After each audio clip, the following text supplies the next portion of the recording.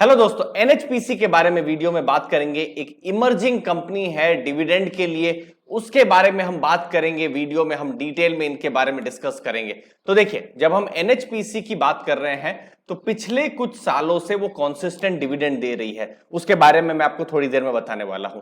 Latest में अगर आप कुछ रिसर्च रिपोर्ट को देखें अगर ब्रोकरेजेस की, तो जो फेयर वैल्यू जैसे एचडीएफसी सिक्योरिटीज ने 41 की बाहर की है, आईसीआईसीआई सिक्योरिटीज ने 46 की बाहर की है। अभी शेयर प्राइस भी, चूंकि मार्केट भी एकदम बुल रन में अभी फिलहाल चल रहा है, 37.5 के आसपास में, मतलब शेयर प्राइस भी अच्छा खासा बढ़ा हुआ है। अब देखिए, पिछले जो फाइनेंशियल ईयर है एनएचपीसी ने 3540 करोड़ का प्रॉफिट किया था, ठीक है। और एक्सपेक्टेड है अगले 3 सालों में 2025 तक, ठीक है, 5170 करोड़ का प्रॉफिट करना। तो ये एस्टिमेट एचडीएफसी सिक्योरिटीज ने बाहर किया हुआ है। अब इंटरेस्टिंग यहां पर क्या हो जाता है कि कंपनी जितना भी कमा रही है तो उनका डिविडेंड पे आउट रेशियो 50% है। मतलब समझ लीजिए, कंपनी 100 रुपए कमा रही है तो उसमें से 50 रुपीज जो है वो डिविडेंड पे कर दे रही है। फिर बाकी का जो 50 रुपीज है कंपनी के जो बाकी के जो चीजें हैं उसके लिए वो खर्चा कर रही है, लेकिन 50 रुपीज मतलब आधा रुपया जो भी है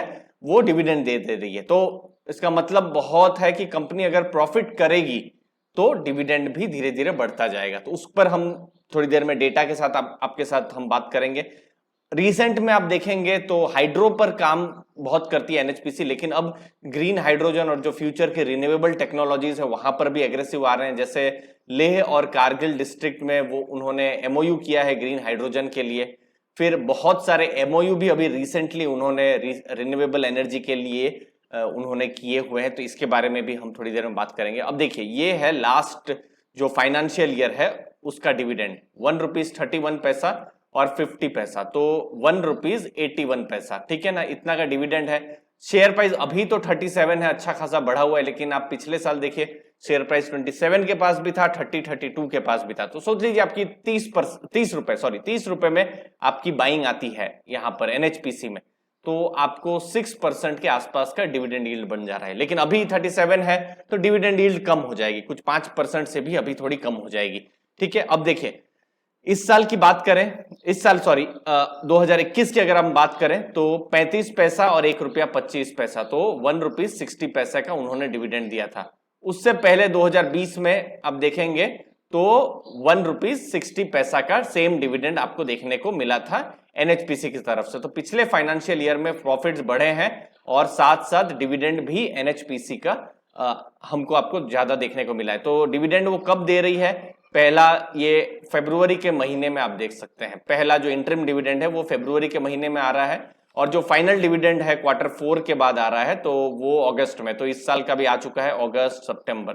तो इसीलिए अभी अगर आप देखेंगे अगस्त सितंबर अक्टूबर, अगले 2-4 महीनों में जो पास्ट हिस्ट्री को देखें तो डिविडेंड अभी फिलहाल तो देखने को नहीं मिल रहा है, लेकिन शेयर प्राइस नीचे जाएगा और फिर जनवरी फरवरी का अगर है अच्छा खासा टाइम तो फिर डिविडेंड यील्ड भी बढ़ सकती है। तो इसको बिल्कुल तब वॉच लिस्ट में रखा जा सकता है, बट सिर्फ डिविडेंड के लिए। तो ये आपको बिल्कुल ध्यान में रखना है। तो दोस्तों, हम responsible investing, long term investing के बारे में ही बात करते हैं। हमारे बहुत सारे कोर्सेस हैं जो आप फिनग्रेड में एक्सप्लोर कर सकते हैं। अगर आप बिगिनर है तो जो फिनग्रेड है ये प्लेटफॉर्म है, बहुत सारे कोर्सेस हैं यहाँ पर। जैसे मेरे तो फंडामेंटल के कोर्सेस हैं, बिगिनर्स के लिए कोर्सेस है, लेकिन उसके अलावा आप टेक्निकल सीखना चाहते हैं, म्यूचुअल फंड सीखना चाहते हैं तो भी बहुत सारे कोर्सेस हैं, आप एक्सप्लोर कर सकते हैं फिनग्रेड के प्लेटफॉर्म को। अब मैं बताता हूं आपको एनएचपीसी का dividend pay out. Dividend pay out जब, जैसे मैंने कहा कि 50% है, आप देखिए यहां पर 2017-18 में 52%, फिर 56%, 50%, 50% और पिछले साल 51%। मतलब देखिए, कंपनी ने प्रॉफिट किया 3538 करोड़, उसमें से जो आधा रुपया जो है 1818 रुपए, 1818 करोड़, माफ कीजिएगा, तो उन्होंने इतना डिविडेंड पे कर दिया। तो ये आपको मतलब एक फेयर एक आइडिया दे रहा है कि डिविडेंड जो पे आउट है वो कॉन्सिस्टेंट रहा है। और यहां पर जरूरी क्या है, एनएचपीसी का प्रॉफिट करना। अगर प्रॉफिट गिर जाते हैं तो डिविडेंड पर भी फर्क पड़ सकता है। तो प्रॉफिट बढ़ रहे हैं या कम हो रहे हैं, तो देखिए हमारे पास अभी जो लेटेस्ट डेटा है वो बिल्कुल अभी फाइनेंशियल ईयर बिल्कुल Q1 का डेटा है, ठीक है ना। तो यहां मैं आपको प्रॉफिट दिखा दूं, 1050 करोड़ का इस क्वार्टर में प्रॉफिट किया है, और जो कि पिछले साल Q1 प्रॉफिट 912 करोड़ का था। तो अच्छी बात है कि Q1 में प्रॉफिट हुआ है।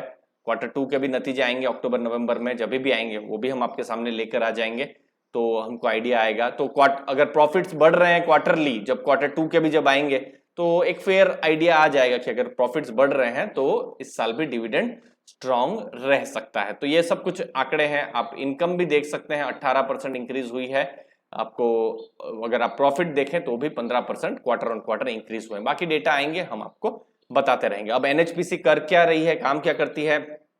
तो हाइड्रो पावर में भारत में जितनी भी इंस्टॉल कैपेसिटी है तो 12% एनएचपीसी के पास में है। तो ये एक इंपॉर्टेंट चीज है। जब पानी से इलेक्ट्रिसिटी जो बन रही है, खासकर बिल्कुल नॉर्दर्न जो भारत के स्टेट्स हैं वहां पर उनके काम है। तो पावर स्टेशंस उनके लगभग जो है 22 अभी ऑपरेशनल है, 5 से 5.5 गीगावाट के। फिर उनकी सब्सिडरी है, उसके भी पावर स्टेशंस हैं। तो ओवरऑल 24 ऑपरेशनल प्रोजेक्ट्स हैं। कंस्ट्रक्शन में भी बहुत सारे प्रोजेक्ट्स हैं।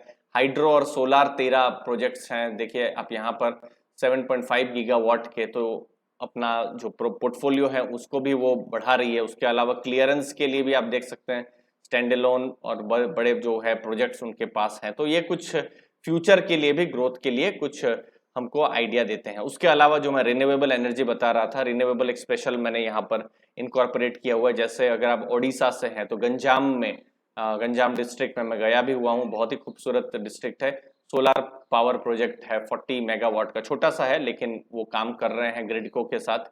फिर उसके अलावा 600 megawatt grid connected solar power CPSU scheme में है। तो ओवरऑल 6,700 करोड़ के कॉस्टिंग के प्रोजेक्ट्स हैं, लगभग 1 गीगावाट के आसपास कैपेसिटी के, जो काम कर रहे हैं, अंडर कंस्ट्रक्शन है।